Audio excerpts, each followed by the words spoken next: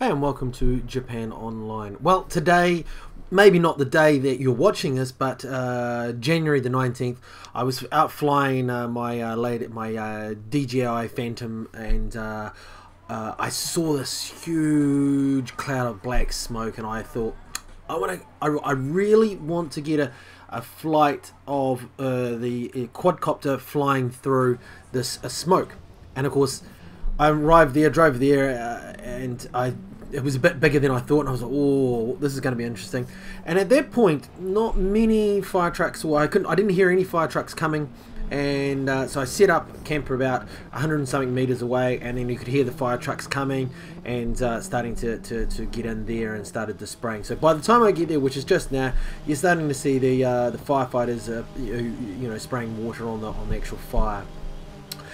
And I must admit, I mean, there's various rules and regulations or, courtesies that you sort of have to abide by flying one of these quadcopters. And I started off quite far away over the 15 or 20 minutes that I was filming.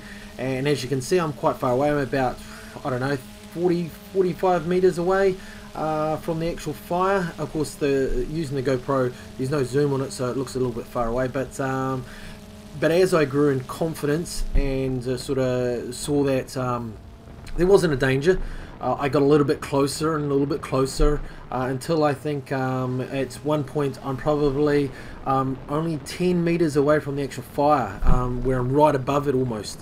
And I could see that I was just blown away, because I've been to a few fires and you don't really get to go close to them. And here I was actually, had my goggles on looking, and I'm like, wow, I've never really been this close to an actual fire.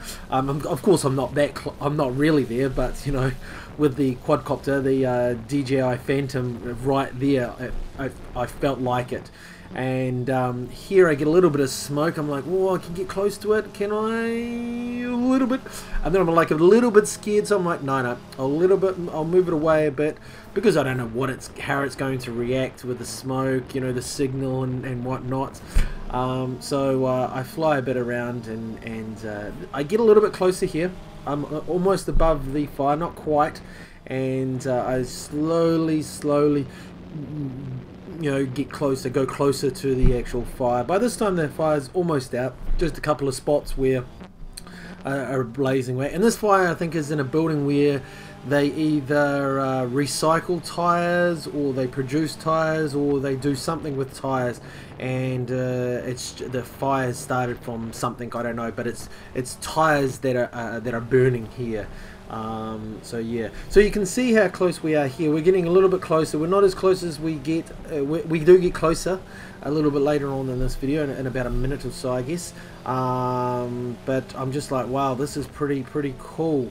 It's you can actually see the action there, and it gets me to thinking, that this quadcopter, not mine in particular, but the DJI Phantoms and the Aspire and the other helicopter quadcopters out there, this can be used for amazing things, not just for spying on fires and people and trying to catch a great video.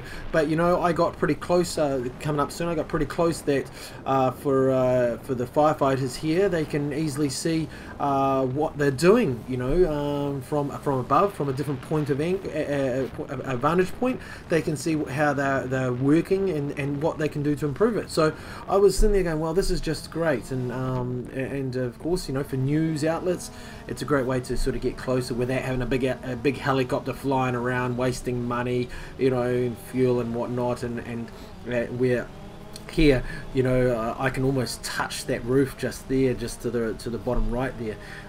So it has a lot of cool possibilities, not just for, like I said, getting video from my YouTube channel or whatnot. So it was great to sort of get there and see a different point of view, and seeing what a fire looks close up.